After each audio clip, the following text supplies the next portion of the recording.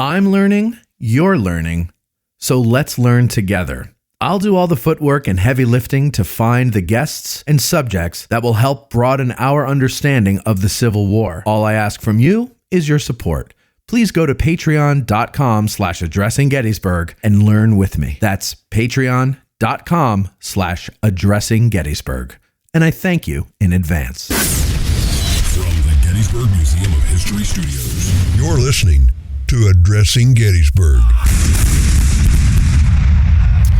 Hello, patrons. Welcome to this episode of Addressing Gettysburg. And today, we are talking to our friend Tracy Baer, licensed battlefield guide extraordinaire here at Gettysburg. And also, you're a certified guide down at Brandy Station there. Mm-hmm.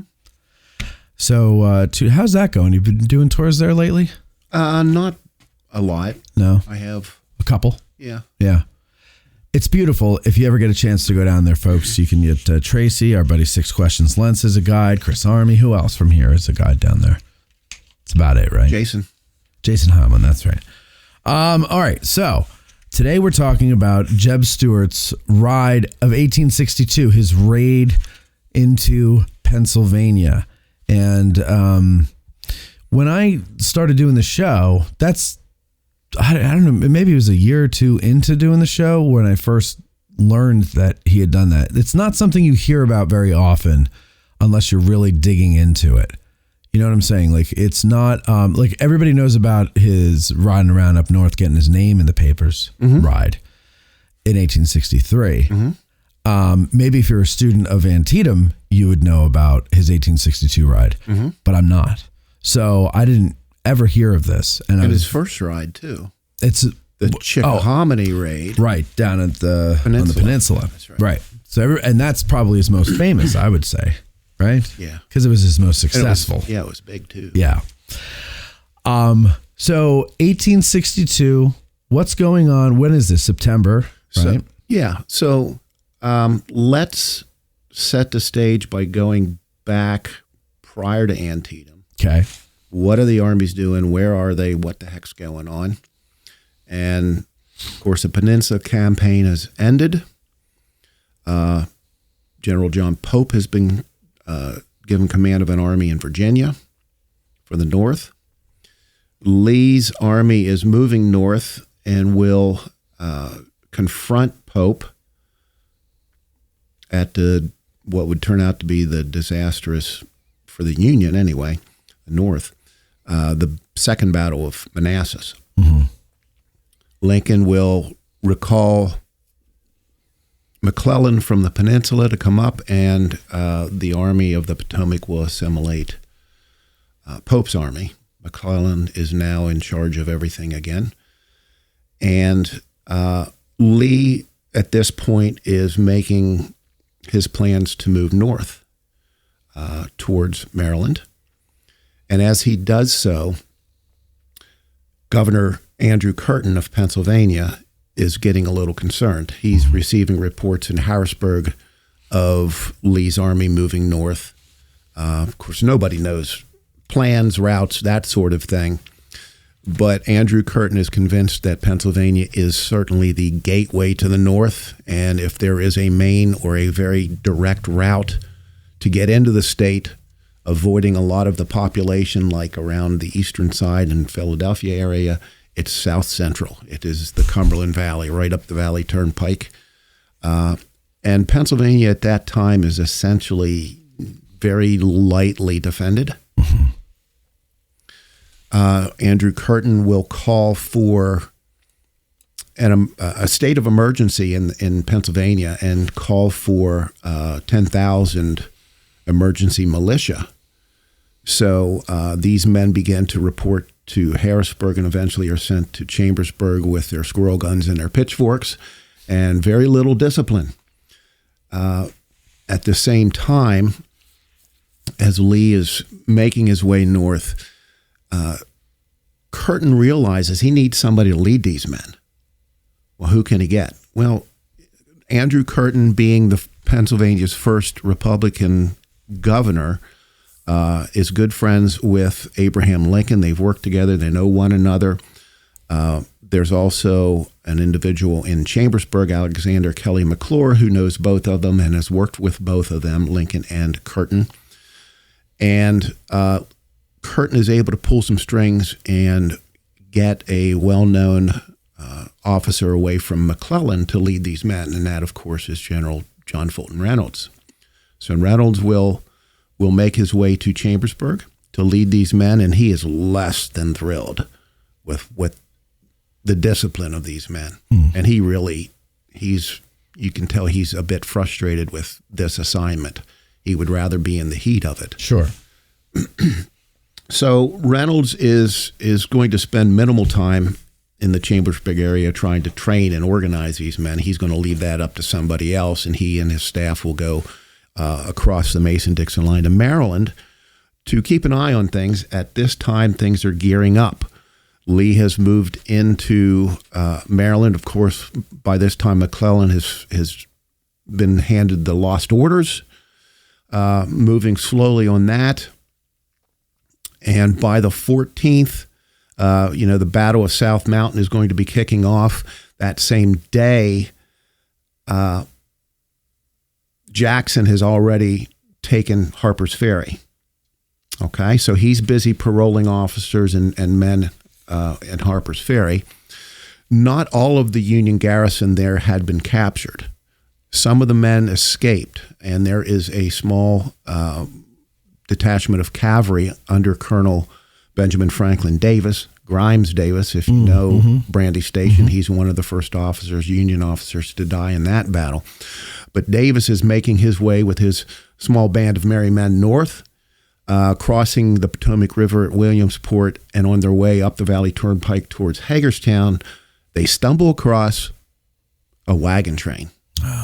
And this is General James Longstreet's reserve ammunition wagon train.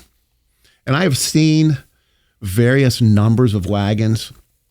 The one I've seen the most is 60, so that's what I go with, about 60, give or take, wagons loaded with ammunition, lightly guarded because it's behind the Confederate lines. Right. And Jackson's busy, Harper's Ferry, Lee's busy at the passes as McClellan attempts to push through. So Davis is able to take these wagons with his men and make their way through Hagerstown north across the Mason-Dixon line to Chambersburg. What is in Chambersburg? Well, 3 blocks north of the town square is the Cumberland Valley Railroad depot. Oh, yes. Coming down from Harrisburg. And that depot has been used to transport men and military supplies so far in the war. And these wagons are dropped there. They will be put in some of the privately owned freight forwarding warehouses around the depot until something can be decided to do with it. Okay, so they're placed, the ammunition is placed in the warehouses. Now Grimes Davis is not burdened with this slow-moving wagon train, and he and his men continue to safety in the north. All right. By this time, the Battle of South Mountain is over. The Army of the Potomac crosses the mountain, and they engage Lee's army at the Battle of Antietam, that bloody day-long event that will eventually force Lee to recross the Potomac into northern Virginia. And the armies are now essentially stagnant, watching one another for a while. And it's of course, during the post-battle period that Lincoln is getting continually more frustrated with McClellan's inactivity, his less than ambitious efforts to move and try to continue to fight and hopefully defeat Lee. And of course, we know that Lincoln also would visit McClellan at Antietam. And by the end of September, early October, Governor Curtin is now relieved that Lee's army had been stopped, and he declares the state of emergency to be over. And these men that he had gathered are now disbanded. They can go back to their farms throughout the state, wherever they came from. Okay. Leaving Chambersburg and the Cumberland Valley, for all intents and purposes, really undefended again. There is a home guard in Chambersburg. Not many men, 50, 75, 100 maybe, under Captain John Jeffries. But again, what are they going to do? What are they going to do? What are they going to do? So Lee's army is really trying to rebound from this terrific loss at Antietam. But he also needs to keep an eye on McClellan to see what the heck he's doing. Yeah. You know, what's Little Mac going to do? And in order to try to get a sense of what's going on, Lee is going to call JEB Stuart, to Army headquarters and give him orders to proceed to Chambersburg. Okay. Stuart's men are primarily around a farm or an estate south of Martinsburg, known as the Bower. It's an estate or a farm owned by Stephen Dandridge. And Stuart is being Stuart. You know, he's entertaining the local women and you know, having dances and things like that. And he's summoned to Army headquarters. And General Lee is going to outline his plans. And you touched on this reading that book a little earlier. But I have a portion of the report, the official orders from the OR. Okay. And this is, may I? Go ahead, please. Okay. So this is Lee's orders to Stuart, Volume 19, Part 2. Cross the Potomac. Wait, I have to say, I'm sorry. Okay. So I'm watching the video, and I think you just like gestured like this. You know, not on purpose, but you did something like this. Mm-hmm. And every time you do that, for some reason, this new program I have, when the camera sees that, it does a little emoji of a thumbs down on the screen. So I just saw. Is this better? Yeah, no, that's better. Doing the thumbs up. Okay. Now. Yeah, give that time. Go ahead. All right. So Lee's orders to Stuart. And this is probably October 8th or 9th. I'm not entirely sure. Cross the Potomac, proceed to the rear of Chambersburg, which would be the northeast, and endeavor to destroy the railroad bridge over the branch of the Conacajig Creek. Any other damage you can inflict upon the enemy, you will execute. And you are desired to give all information of the position, force, and probable intent of the army which you can. Should you meet with citizens of Pennsylvania holding state or government offices, bring them with you, that they may be used as hostages or means of exchange. Such persons will, of course, be treated with all respect and consideration that circumstances will permit. Should it be in your power to supply yourselves with horses, you are authorized to do so. So this is just a portion of that, but in this, he's outlining to Stuart the goals, and there's a few of them. The first and foremost job that he is entrusted to Stuart is go to Scotland, Pennsylvania, about 4 miles northeast of Chambersburg, which would be to where Lee's located in the rear of Chambersburg, and burn that bridge, destroy that bridge. And this is a bridge over the Conacajig Creek. And if you're not familiar with it, today's bridge is a large concrete structure crossing the creek and a road.